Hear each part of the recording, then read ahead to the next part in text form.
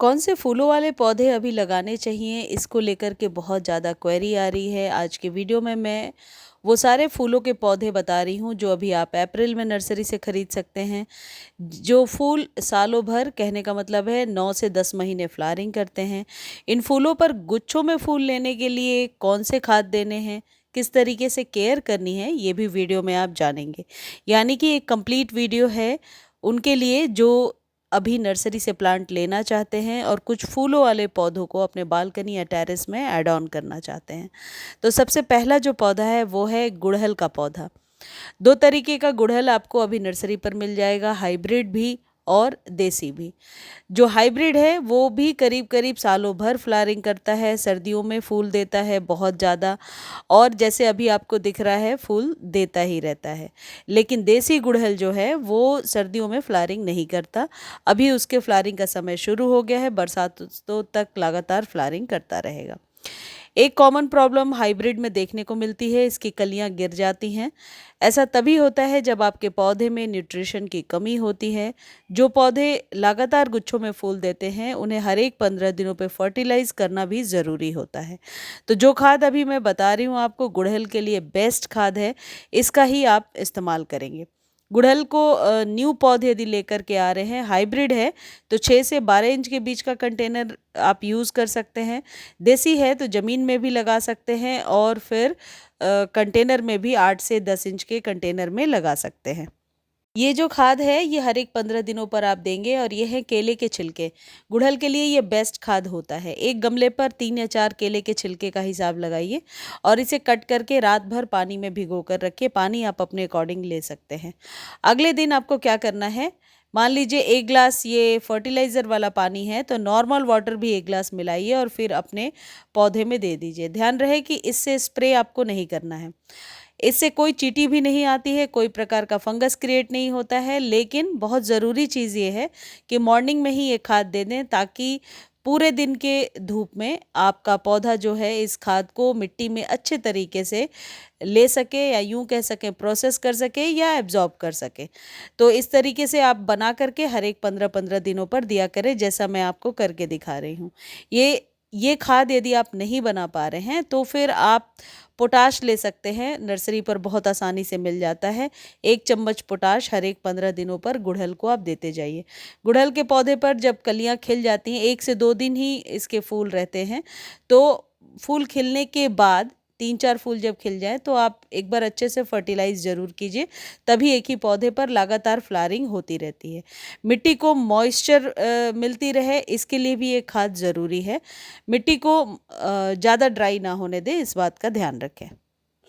अगला जो प्लांट अभी आप खरीद सकते हैं वो है अपराजिता। अपराजिता डबल पेटल, सिंगल पेटल दोनों ही कलर में, दोनों ही तरीके के अभी नर्सरी पर मिल जाएंगे 50 रुपीज़ के। इसमें वाइट, नीला और पिंक बहुत सारे कलर्स आते हैं, लेकिन वाइट और नीली अपराजिता बहुत ही कॉमनली आपको मिल जाएगा।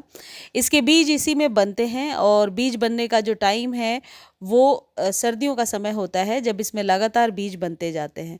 बीजों को आप चाहें तो इसी में पका करके फिर कलेक्ट करके रख सकते हैं, और साल में 2 बार, यानी स्प्रिंग के समय और बरसातों के समय बीजों को सॉइल पर यदि आप बिछाते हैं और मिट्टी को मॉइस्ट रखते हैं तो आप देखेंगे 4 से 5 दिनों में जर्मिनेशन स्टार्ट हो गया है। तो बीजों से भी इसे उगाया जा सकता है, और इसे अभी आप नर्सरी से खरीद करके भी उगा सकते हैं। ये जो अपराजिता का पौधा है ये क्रीपर होते हैं, यानी कि लताएं होती हैं। इन्हें सहारे से ऊपर ट्रेलिस से बांधिएगा तो बेहतर रिजल्ट ले पाइएगा। खाद वही वाली देनी है जो मैंने बताया है, और भी कोई खाद जैसे आप किचन वेस्ट से खाद तैयार करते हैं तो वो भी दे सकते हैं। इसके लिए कोई हार्श केमिकल की ज़रूरत नहीं होती है। कंटेनर साइज़ 8 से 10 इंच का बेहतर है। इसे आप जगह है तो ज़मीन में भी लगा सकते हैं। दोनों ही पौधे को, गुड़हल और अपराजिता को, कम से कम 5-5 घंटे की धूप की ज़रूरत है। आप इस पौधे को गर्मियों में बाहर रखिए, धूप में रखिए, इसके पत्ते जलते नहीं हैं जल्दी, तो ये बहुत आसानी से गर्मियों में फ्लावरिंग करता रहता है। बस एक बात ध्यान रखिए कि पानी डेली आपको मॉर्निंग में देना है। अगला जो ये पौधा आप देख रहे हैं ये 4 o'clock का प्लांट है। 4 बजे ही इसके फूल खिलते हैं, इवनिंग के 4 o'clock। इनके बीज इसी में बन के तैयार होते हैं, जैसे ये बीज आपको दिख रहा है, और बीजों से बहुत आसानी से इस पौधे को ग्रो किया जा सकता है। सालों भर करीब करीब इसमें फ्लावरिंग होती रहती है और इस पौधे को डेली पानी की ज़रूरत होती है। खाद तो कोई विशेष देने की ज़रूरत नहीं है, जो गार्डन में आप सभी पौधों को खाद देते हैं वही दीजिए। एक चीज़ और है कि यदि आपके गुड़हल पे या अपराजिता या किसी पर भी मिलीबग्स का अटैक है, तो बस 1 चम्मच शैम्पू पानी में डालिए और अच्छे से स्प्रे कर दीजिए। इससे आप देखेंगे कि बहुत जल्दी जो आपका पौधा है वो स्वस्थ हो गया है। आप चाहें तो उसमें 1-2 ड्रॉप नीम ऑयल के भी मिला सकते हैं। अगला जो पौधा आप देख रहे हैं ये है जूही। जूही, चमेली, किसी भी नाम से आप पुकार सकते हैं, और इस पौधे को आप लगा लीजिए। सालों भर लताओं वाला पौधा है, बढ़ता जाता है। बस सर्दियों में इस पौधे को थोड़ा संभाल कर रखना होता है, लेकिन 8 से 10 महीने ये फ्लावरिंग करता ही रहता है। अगला जो पौधा है ये है गार्डेनिया। गार्डेनिया यानी गंधराज में एक ही प्रॉब्लम आती है, और वो ये कि कलियां इसकी गिरने लगती हैं। इसका एक बहुत ही आजमाया हुआ नुस्खा है। आप NPK 19 19 एक चुटकी पानी में डालिए और स्प्रे कर दीजिए। उससे इसकी कलियां गिरना बंद हो जाता है। 3 से 4 दिनों पर रिपीट कर दीजिए। और खाद की बात करें तो वर्मी कंपोस्ट इन पौधों के लिए बेहतर खाद होता है। इसे आप सेमी शेड एरिया में रखें। प्रॉपर धूप में रखने से इस तरीके से इसके फूल जलने लगते हैं, और जब इसके फूल खिल जाते हैं और फेंट होने लगते हैं तो फिर आप इसे कट कर दीजिए। कट करने से पौधा आपका स्वस्थ भी रहेगा, पौधा थोड़ा बुशी भी हो जाएगा। एक ही इसमें कॉमन प्रॉब्लम आती है कि बहुत जल्दी शॉक में चला जाता है ये पौधा, तो पानी आपको डेली देना है और सेमी शेड में इस पौधे को रखना है। जो कंटेनर साइज़ है वो 8 से 12 इंच का होना चाहिए। वैसे तो ये पूरे साल स्वस्थ रहता है पौधा, लेकिन ज़्यादा सर्दियों में इसे बचा कर रखना होता है, और फैब में फिर इसे थोड़ा ट्रिम कर दीजिए, और अप्रैल के बाद से वापस से ये फ्लावरिंग करना शुरू कर देता है। अगला है ये मांडेविला। इसके और भी कलर्स नर्सरी पर मिलते हैं। ये सारे परमानेंट पौधे हैं, लेकिन जितने भी परमानेंट पौधे हैं वो साल के 8-9 महीने ही फ्लावरिंग करते हैं। एक समय ज़रूर आता है जब पौधा रेस्ट करता है, शांत रहता है, और ये सारे पौधे सर्दियों में शांत रहते हैं और फ्लावरिंग नहीं करते हैं। लेकिन फैब के बाद जब आप इन्हें रेडी कर देते हैं कटिंग प्रूनिंग करके, तो ये पूरे साल फिर नवंबर तक लगातार फ्लावरिंग करते रहते हैं। लताओं वाला पौधा है। इसके लिए आप 12 इंच का कंटेनर रखिए, और इन पौधों को ट्रेलिस से बांधना बहुत ज़रूरी होता है, क्योंकि ये गुच्छों में फूल देते हैं। इसलिए गुच्छों में फूल लेने का एक तरीका ये है कि हर एक 15 दिनों पर कोई भी घरेलू खाद देते जाइए। बनाना पील वाला फर्टिलाइज़र दीजिए, और जब इसके फूल खिल जाते हैं तो इसकी स्टेम को कट कर दीजिए। अगला पौधा है टिकोमा। टिकोमा को आप 8 इंच के कंटेनर में आसानी से लगा सकते हैं। वैसे तो मिट्टी का गमला ही इन पौधों के लिए सही होता है, लेकिन प्लास्टिक के कंटेनर में भी बहुत आसानी से चल जाते हैं। सर्दियों में ओवर वाटर से बचना चाहिए, नहीं तो ये पौधा ख़राब हो जाता है। सर्दियों में सिर्फ आप वर्मी कंपोस्ट थोड़ा सा डाल करके साइड में रख दीजिए, धूप इस पर पड़ती रहे, और फरवरी के बाद ये पौधा वापस से फ्लावरिंग करना शुरू कर देता है। हर एक 15 दिनों पर इस पौधे को आप फर्टिलाइज़ कीजिए, और कभी भी ओवर वाटर नहीं करना है, नहीं तो ये ख़राब होने लगते हैं। अगला जो पौधा है वो है ऑरेंज फ्लेम वाइन। ये आप यूँ कह सकते हैं कि ज़मीन में ये पौधा बहुत ही बेहतर चलता है। गमले में थोड़ा नाजुक पौधा है, तो इसको बचा कर के रखने का यही तरीका होता है कि आप इसे प्रॉपर सन में रखिए। पानी या खाद लगातार मत दीजिए, नहीं तो ये पौधा ख़राब हो जाता है। गुच्छों में फूल देता है और चलता ही जाता है। इसको आप क्रीपर दे देंगे, यदि बांध देंगे ऊपर या नीचे की तरफ लटका देंगे, तब भी ये पौधा बहुत आसानी से ग्रो होता है। अगला जो पौधा है वो है मोगरे का पौधा, और इसे तो आप ज़रूर खरीद लीजिए अभी 50 रुपीज़ में। मोगरा ही एक ऐसा पौधा है जो कॉमनली पूरे साल आपके गार्डन में बना रहता है। इसके लिए खाद आप 1 चम्मच चाय पत्ती, जो घर में यूज़ टी लीफ होता है, यानी चाय पीने के बाद जो चाय पत्ती हम फेंक देते हैं, उसे अच्छे से धोकर सुखा लीजिए, और 1-1 चम्मच हर एक 15-15 दिनों में इस पर डालते जाइए।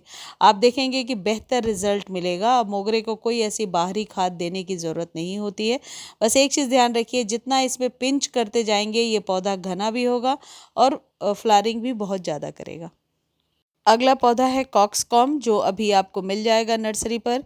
ओवर वाटर से ये पौधा ख़राब होता है, हमेशा इस बात का ध्यान रखिए। इसके 2-3 कलर्स अभी आसानी से 50-50 रुपीज़ के मिल जाएंगे, तो कॉक्सकॉम का पौधा अभी आप लगा सकते हैं। अगला जो पौधा है इसका नाम मुझे ध्यान नहीं है, आप लोग इसका नाम कमेंट सेक्शन में लिख करके बताना। इसे भी अभी आप खरीद सकते हैं और इसके पत्ते भी बहुत ही खूबसूरत होते हैं, बहुत ही मखमली से पत्ते होते हैं।